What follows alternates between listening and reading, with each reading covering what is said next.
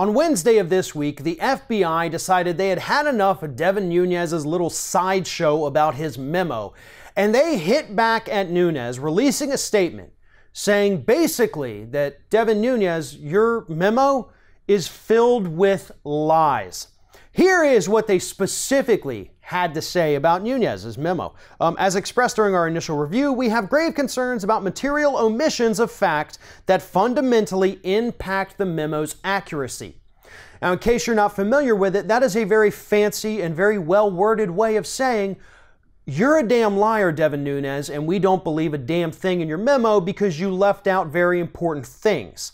Nonetheless, that did not stop Nunes from editing the memo without members of Congress knowing it, and then taking it to the White House for them to finally review it and decide whether or not to release it to the public.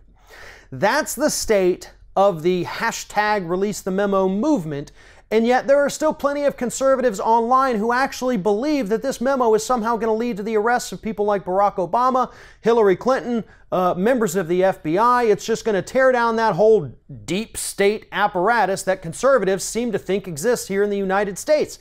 Not saying necessarily that there aren't, shadowy things happening with these intelligence agencies. We know that there are.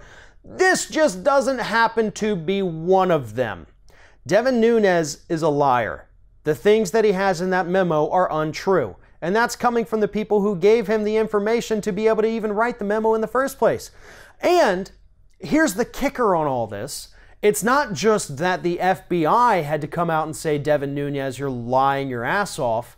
It's that even Fox News and conservative outlets like the Wall Street Journal, which is also owned by Rupert Murdoch, just like Fox News, have now had to come out and admit, one, that Nunes changed the memo before he gave it to the White House, and two, that Carter Page, the subject of the memo, the guy that the FBI was surveilling, has actually been on the FBI's radar and a person of interest since 2013, long before that Steele dossier and Fusion GPS ever came into the picture. Nunes's story, the Republican story, is falling apart at the seams right now.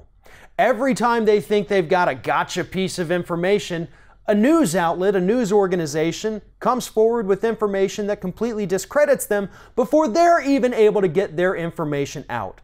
And now that we even have conservative media outlets willing to say that, this probably isn't an accurate memo, I think at this point Nunes should go ahead and release it, but there should be a big disclaimer that says nothing in this memo is true because I'm a complete moron.